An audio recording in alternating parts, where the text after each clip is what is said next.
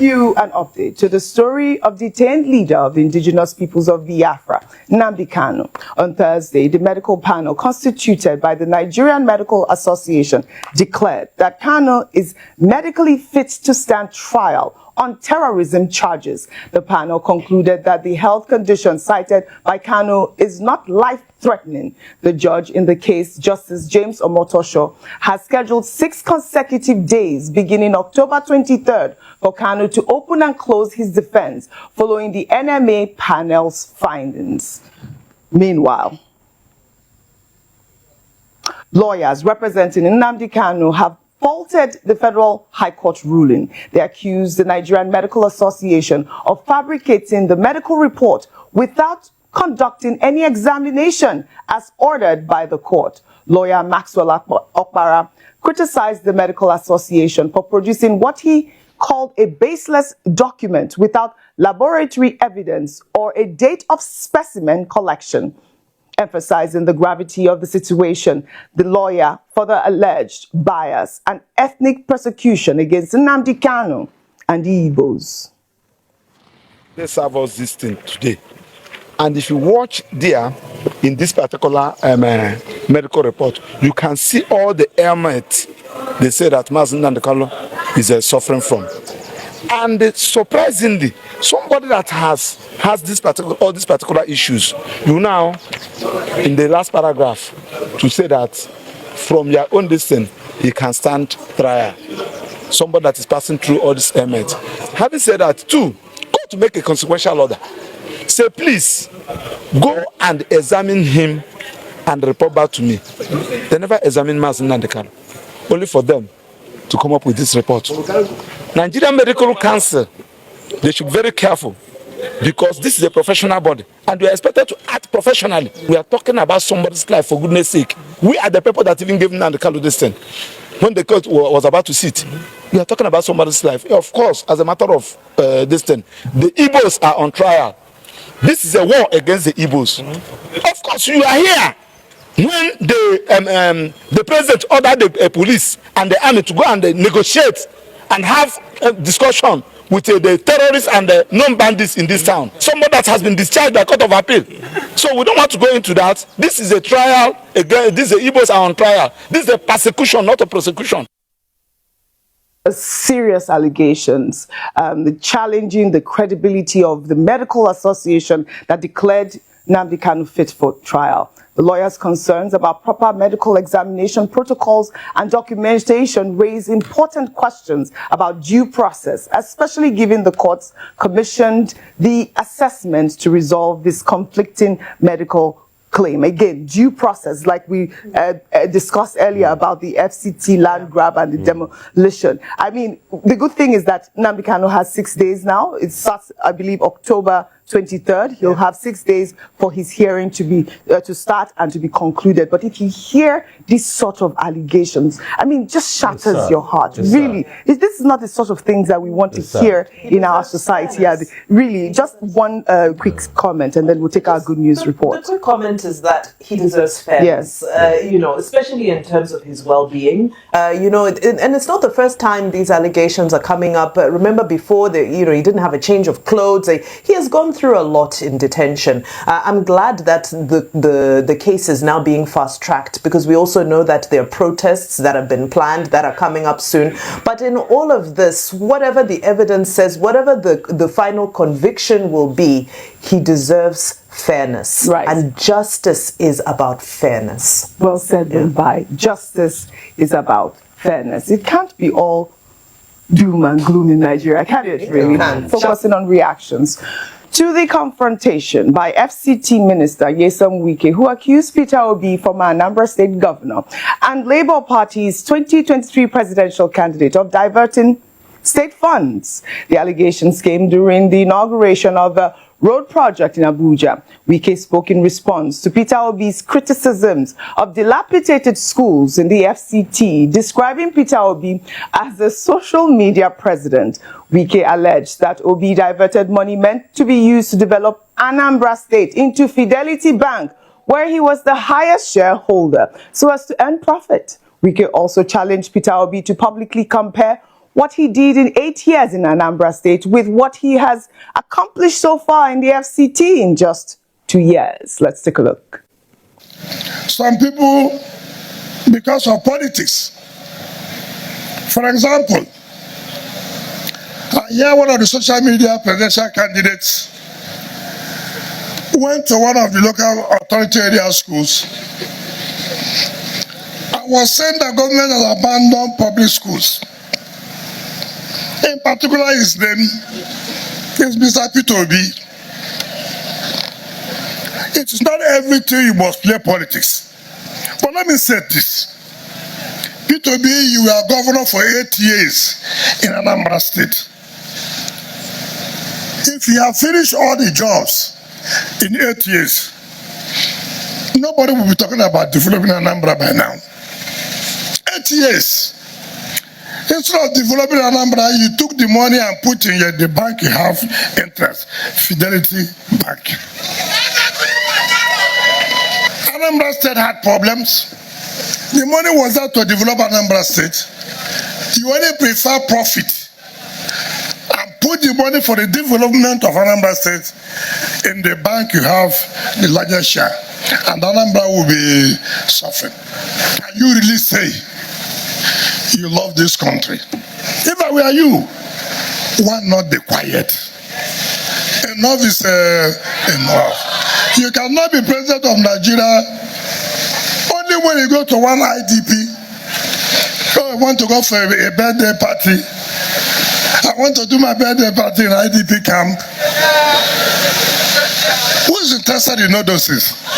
Enough is enough.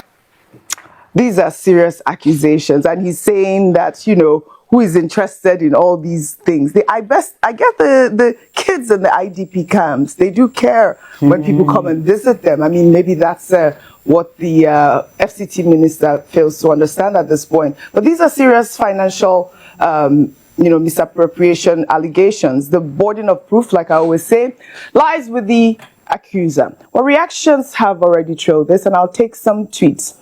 Ugo wrote on X, I was wondering if after ranting, Wike has gone to inspect the said school or be visited and ensure renovations start in earnest. That's how to shut opposing voices, not by making noise and neglecting the project afterwards. Well, another X-user wrote, Dear FCT Minister, Sir, so when you were following Obi up and down like a handbag to learn from him on how he managed finances, boasting of education, upgrades, facilities, techs, power, equipping and reforms, etc. So you could go to federal and replicate. Was he not saving money at the time? And that's the question out there. A lot of, Peter Obi's supporters. In fact, they have pulled up an old video showing where Wike acknowledged Peter Obi's performance while he was governor of Anambra State. Let's take a look. Let me thank the people of Anambra State for giving us somebody like Peter Obi.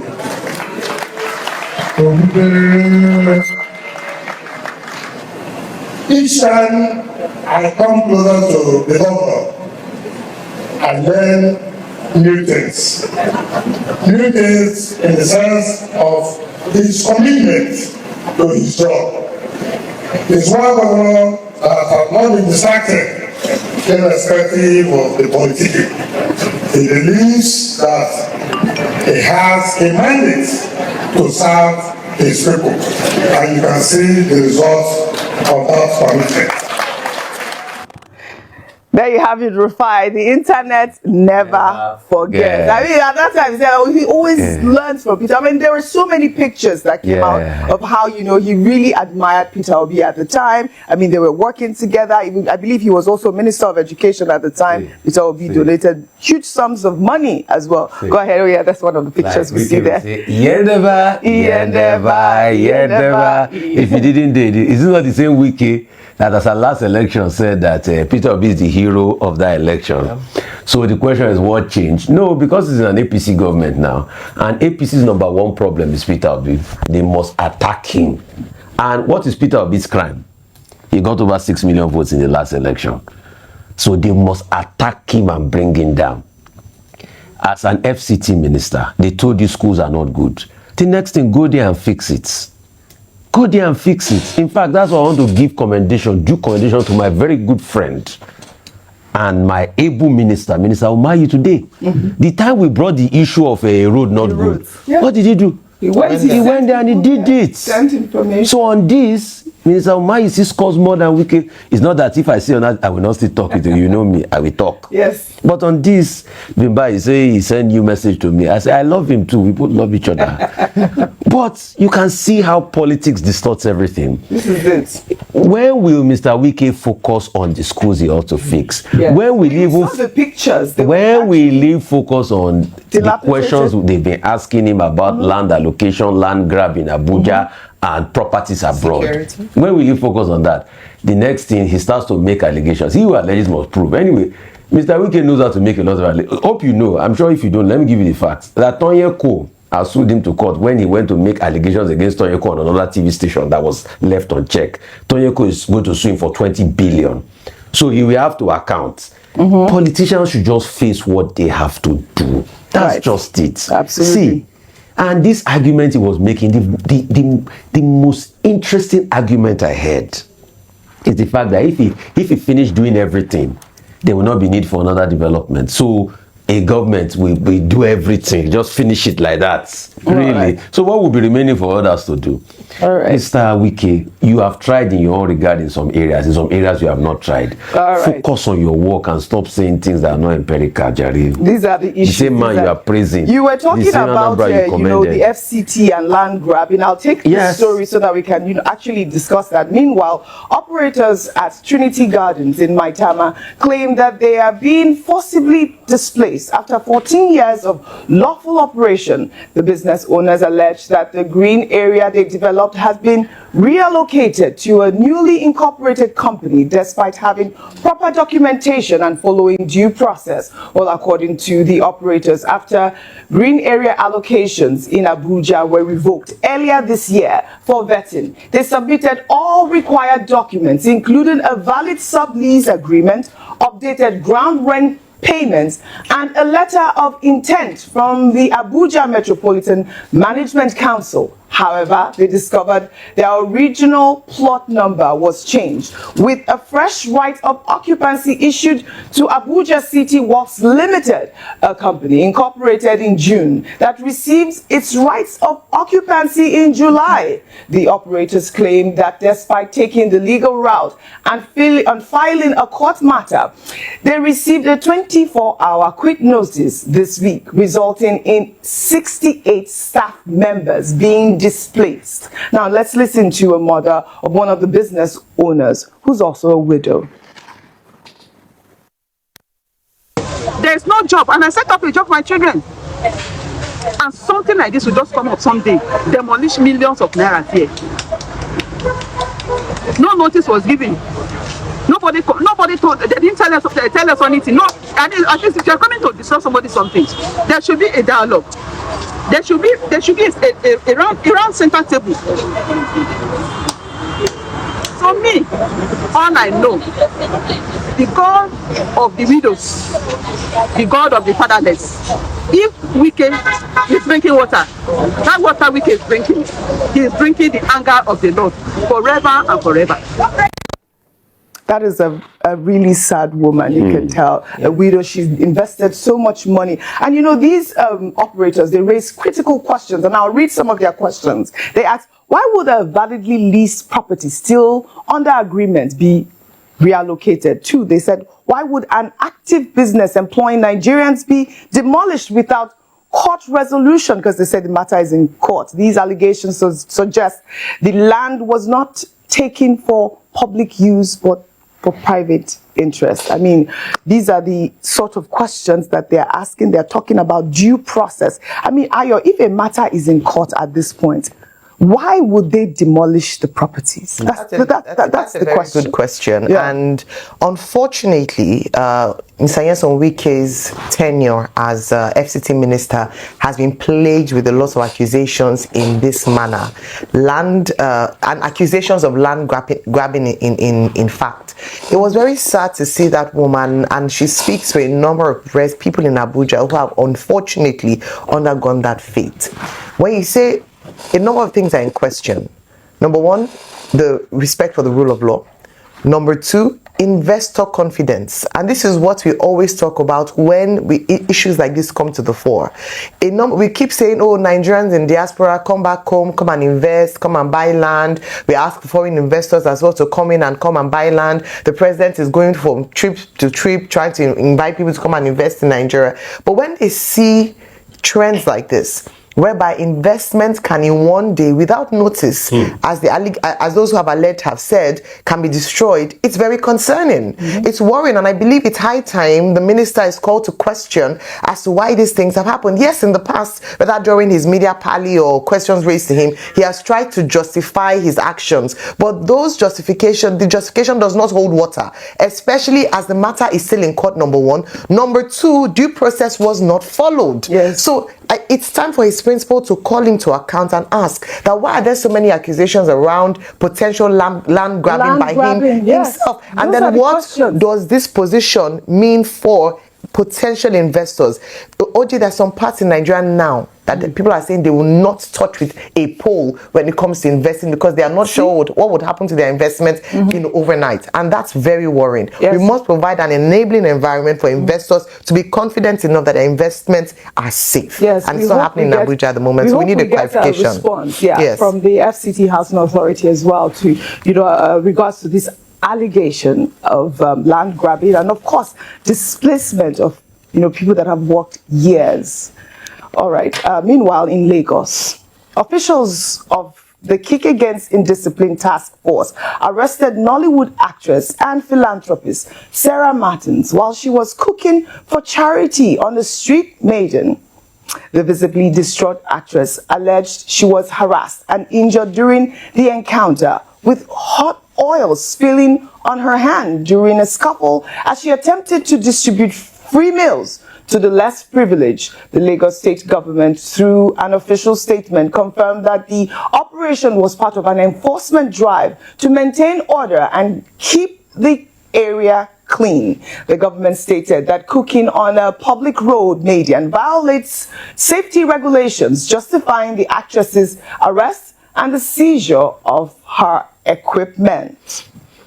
It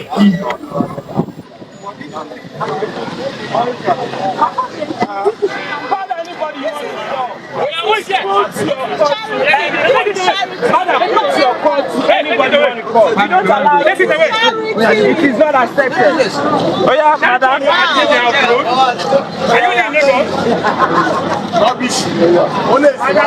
Give me your phone, go live. Somebody should go live. Don't worry.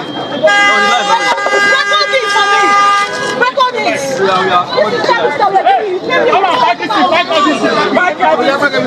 Please record this.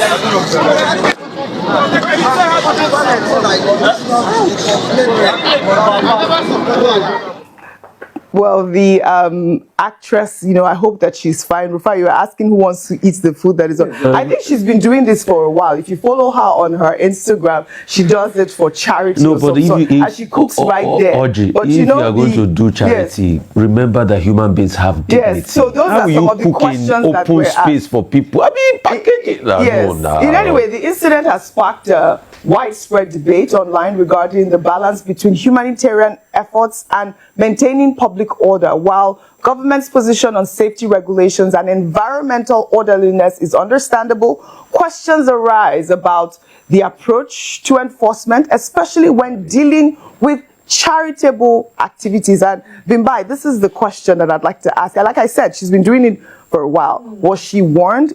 Did she have adequate notice? I know that, you know, she's trying to do charity, but you can see that it's not clean. I mean, that for me, the first time I saw the video, I was actually appalled where she was cooking, you know, in the middle of the street. But, you know, people sell food on the streets as well. And, you know, what happens to those people that sell actual food on the streets as well? Oji, there are a number of issues happening here. The first is that good intentions do not take away the rule of law, which is that there are rules and regulations. If you do want to set up a stand somewhere to cook for charity, you apply to the relevant authorities, you get a permit to be where you need to be so that they can also ensure that you're not obstructing traffic, there are so many considerations, environmental regulations as well.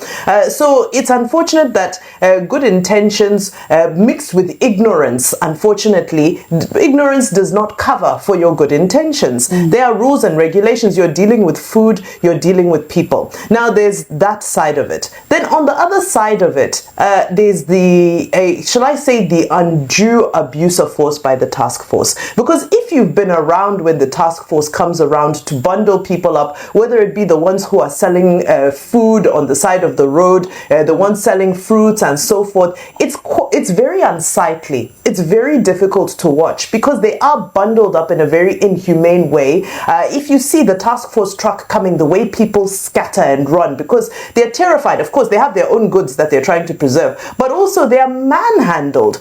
So I think that we need to figure out how to engage when it comes to enforcing the rule of law, because you find that in most instances we're either too lenient or we're too aggressive. You know, it takes me back to the issue that happened around, remember the Ibom Air and how the lady was handled and so forth. So if the enforcement agency, or even when they are within their rights to enforce, how do we go about it? You can't manhandle. Now hot oil has spilt on her. This isn't a crime that is punishable by being burnt, scalded by hot oil. They could have just done it in an orderly way. Now, last but not least, I heard the lady saying somebody should go live.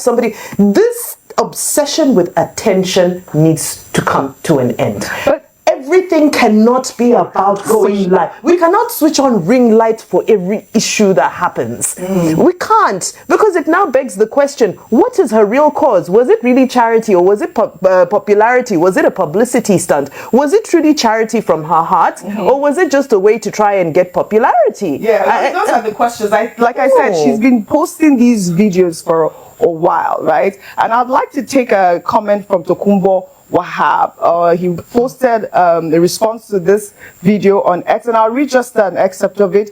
He wrote, while the Lagos state government deeply appreciates the spirit of philanthropy and community support demonstrated by many residents, such initiatives must be carried out in compliance with the state's extant laws to ensure public safety, environmental protection, and urban order. And that's the urge from the Lagos state government. Please, there is no discouragement in charity work. We cannot discourage charity work, but it has to be done according to the law, and it has to be safe. Well, I hope that, I did see a video of the lady going to a spa to get her hand healed. I hope that she gets healed really quickly. We'll take another story now. The Nigerian Civil Aviation Authority has debunked allegations made by Senator Orji Uzor Kalu, who claimed that some pilots in Nigeria smoke Indian hemp and get high before flying, attributing many runway overrun incidents to drug use and poor regulatory oversight leadership. The allegations were made during plenary as senators debated a motion on strengthening aviation safety in Nigeria. Kalu criticized aviation regulatory agencies, including the NCAA, for allegedly failing to properly monitor pilots' leadership. Let's take a look. Some of the pilots are not prepared. Some of them use Indian hemp. Yes, it's true. Some of them smoke Indian hemp, and some of them are not properly audited by the authorities. I am telling you what I know, because the NCA and NEMA and other authorities are not looking after these pilots and checking them on drugs. On the spot assessment, they are not doing it. because it is dangerous. And you see them walking into the airplane, nobody checked their blood pressure, nobody checked anything, nothing, and their drug level. Not that aircraft, most of them 737-500 have a automatic landing gear system. It doesn't need the pilot to land the plane. What needs to land the plane is the computer, autopilot. But because some of them are high, they are not going to do this thing. Because any aircraft that is of the new generation don't need the pilot to fly. Landing and takeoff is purely automatic. All right. I believe this senator had an airline at one time. I believe, I forget what it was called, Surcar or something like that. But you know, the NCAA has described the senator's claims as baseless and misleading, defending the professionalism of Nigerian pilots and the robustness of its oversight system. The Director General of NCAA, Chris Najomo, in a statement insisted that all licensed pilots in Nigeria undergo rigorous medical, professional and safety checks before being cleared to fly, adding that no pilot can operate a Nigerian registered aircraft without holding both a valid pilot license and current medical certificate, with commercial and airline transport pilots requiring Class 1 medical certificates issued after comprehensive aero-medical evaluation. I believe that, you know, the Association of Pilots have also responded. I sent to Festus Keyamo. He was quite appalled that, you know, the senator was making such, you know, as it appears, baseless claim. You were saying something, Ayo, were you, or? Yes, you guys were speaking about it. Yes, the senator didn't say it well. He made a fallacy of hasty generalization. Fallacy of hasty generalization. Yeah. So he generalized too hastily and he exaggerated. But the question, based on empirical facts, was there a case where cannabinol was found and narcotic was found in the blood of a pilot after an incident in this country? And an air hostess. And an air hostess? Yes, there was. An isolated incident. No, yes. No. One isolated incident. One isolated incident, too many. Now ask how because the ecosystem allow that incident to happen in the first place. Yeah. One too many. Yeah. Have you watched the movie Flight? No, hang on a minute. With Denzel Washington in it? Let me finish. Yeah, it happens everywhere. You say one isolated incident, yes. An airplane overshot the runway by a mile. That could have led to very, very bad disaster. What we should do is attack that. That should never even have happened in the first place. Right. And the fact that after a test by Accidents and Investigation Bureau, they found that happened. Well, so did it happen? Yes. But is the senator right by now making this fallacy and hasty generalization and using one paint to one towel to brush everybody in the industry? He's wrong on that. But we cannot deny the fact that it happened. All right. Well, that was one incident that happened. But did you guys listen to the response by the NCAA's response? They have said that they do random checks, and there will always be people that fall through the cracks. Even in the most developed of nations where they have very sophisticated methods of random checks, whether it be in the sports industry, whether it be the security agents or enforcers, it happens. And so I think it's quite dangerous, especially for a man of his standing to stand on the floor of the Senate, the hallowed chamber of the Senate, and make assertions that are misleading and could cause reactions that are not palatable, especially attacking the aviation industry, particularly because a lot of work is being done. And that's why I'm glad that the NCAA came out, because you know I'm saying that when it comes to Nigeria and the way that enforcement is done, people latch onto these bad stories very quickly. Correct. And you can now spread the news, and that's why some headlines say Nigerian pilots are on drugs. And it's false. It's false. So for him to make that statement, I think it was important, and what the NCAA did, that not all pilots are high. In fact, that was one pilot that was found, and it happens. And the reason for random checks or checks like this is to prevent. You can prevent. I think also speaks to a deeper issue of the prevalence prevalence of drug abuse as a nation generally, and that's one thing that we should talk about as well. So I think that it is important that it has been debunked, and we should not just paint an entire, call pilots that. So whenever you want to go on the plane, you want to be smelling the breath from you on a lighter note. But I think it's important, yes, that they came out to they came out to the robust response and the medical rigor for each person, for the pilot that it goes through by the NCAA. I think it was in order. All right, well said, Ayo, well said. So my people, that is it. I hope you guys had everything they discussed here concerning Mazi Nnamdi Kanu matter, as well as what Wike said concerning Peter Obi. But before I let you guys go, this particular breaking news, you guys saw my previous post where Sowore was trying to explain that police are trying to, get court order to stop free Mazi Nnamdi Kanu now protest. But at the end of the day, this is the breaking news. Tinubu government secretly obtains court order bearing Sowore others from staging free Mazi Nnamdi Kanu now protests near Aso Villa, as well as others. So they have finally obtained court order to stop this protest, my people. Hey, Nigerians are reacting. So this person said, I thought that Nigerians have the right to protest. This shows that even the justice system is compromised. No wonder government forces went on shooting Lekki Toget protesters and IPOP at Mpo. That is a country someone said I must be part of. Such things doesn't exist. And another person said, how can a government get such an order from the court?